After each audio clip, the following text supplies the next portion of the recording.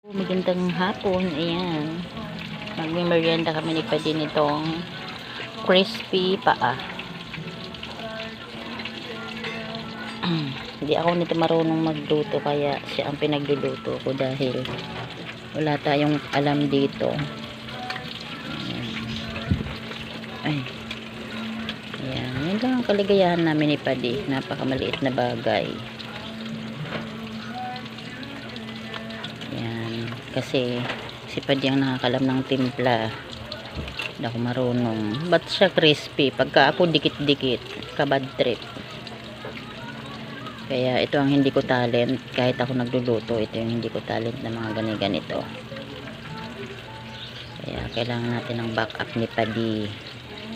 Merienda lang naman, hindi ito pang benta. Pero nagbebenta si Padi ng ganito. Ito yung tinda niya araw-araw. Tsaka yung mga isaw, yung mga siomay, yung mga ganon. Ayan, baliktad na natin ang crispy pa. Ito yun, pinakuluan muna siya, tapos ilalagay siya dito sa flour, and then dito sa may timpla daw yan, and then sasaw uli dito, tapos saka ilulubog. Ganun pala siya. Hindi ko alam eh. Ayun, magandang hapon.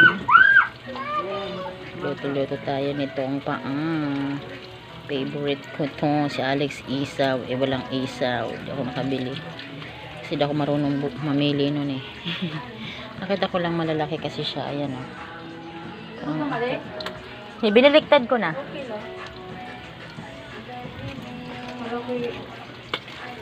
Ayan. May isa. Sige.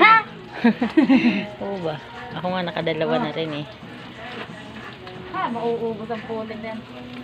Okay lang. At least nakatikim tayo. Yummy. Pang ano naman talaga ito eh. Pang merienda natin eh. Sarap. Bukas busy ako. Doon ako kay Ate LB. Kasi Webes. Nako. Ang ating schedule ay puno. Birthday naman ang inaanak ko buka ay sa Webes. Kaya sa bukas ng gabi, magsashanghai na tayo dun kay Ate LB. Ayun, ano tayo, mag-wrap tayo ng Shanghai doon. Kaya busy ang beauty ko. Ay, Pepe!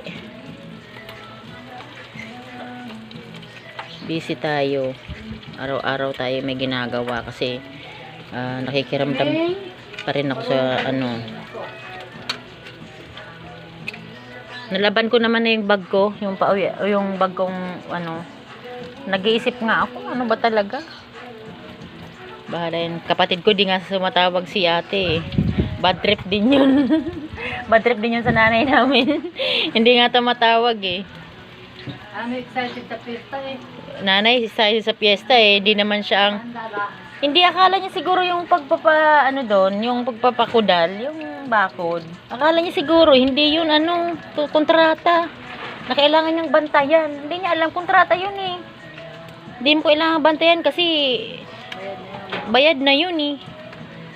Tatapusin na lang. Alam naman nilang pyesa, tatapusin na nila yun eh. At saka pinsan naman namin yung gumagawa. Ex-kapitan doon, kontraktor talaga ng buong kilala na nga yun eh. Ang galing ng mga gawa nun eh. Magaling sila sa ceiling pa yung mga design na ceiling. May mga LED. Magaling sila sa ganun. Brown na. Okay na yan? Di pa? Hindi pa. Sarap ba ito? Kaya nga, sabi ko sa iyo. 1-0. Ito, 0 na. May time na gusto ko yung magparapapak lang. Oo. Nakudod yung bilog to. Ay, hello. Ikaw talaga, wala ka namang kalaban. Buti kung nandito si Buti ka.